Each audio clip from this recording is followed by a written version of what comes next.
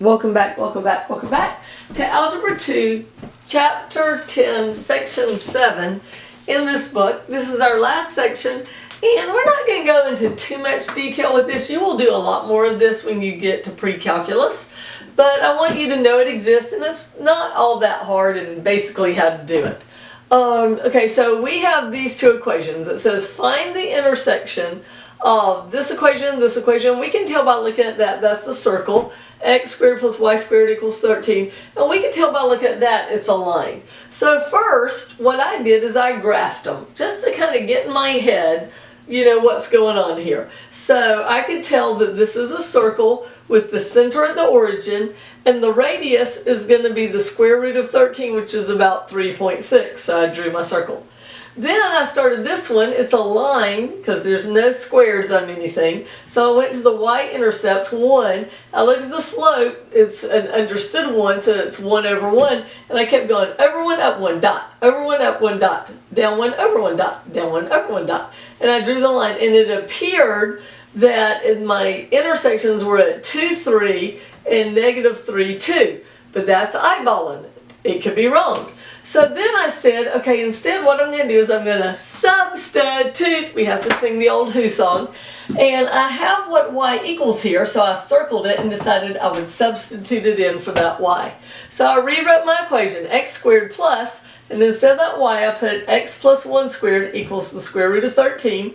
I FOILed these to get x squared plus x plus x plus 1.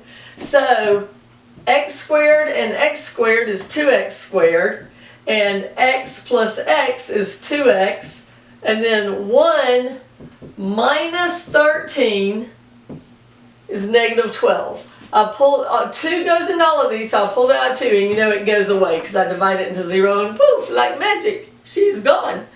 And then I factored this. I put my parentheses, I put my x's, you didn't see that, and then I said, what can you multiply to get 6, but added or subtracted is 1, well 2 and 3. And then the 3 is bigger, so it got the sign of the middle term. And what does the other one need to be for this to be negative? It needs to be negative. I wrote down the opposite sign, x equals 2, y equals negative 3. I put a dot here, and I saw I was right, because if this is 2, negative 3, it makes sense that it just swings right up, and that's 2, 3, and it swings down here, and it's negative 3, negative 2, and up here it would be 2, 3. Right? You gotta switch it. No, 3, 2. It would be over here switched. Negative 3, 2 would be my other point. But you can see, so we know our 2 points of intersection by looking at our graph is negative 3, negative 2, and 2, 3. So that's basically what you do is you substitute them in. But honestly, a lot of these we're going to do on our calculator. We're going to put both of these graphs on our calculator, and we're going to see, we're going to do second trace intersect and see where they intersect. If you did this one on your calculator, not using the conics program or anything, you would put that. You can put that one in for. We'll make it y1. You can put this one in for y1, no problem. This you have to solve it for y. So you have. I'm going to rewrite it. X squared plus y squared equals 13. Why is y not a line? We're going to work from what's outside in. We're going to minus x squared to both sides. So y squared equals negative x squared plus 13. Why is y not alone? It needs square rooting. So for y 2, you'll put the square root of negative x squared, but remember you have to put it in parentheses because otherwise it doesn't understand squaring negatives very good.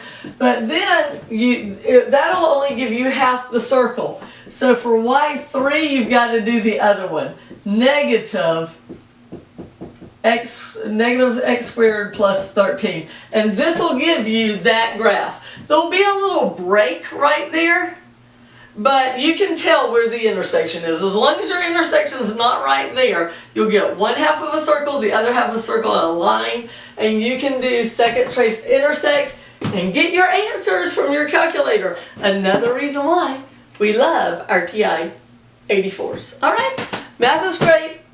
come back and we'll do chapter 11. It's very interesting.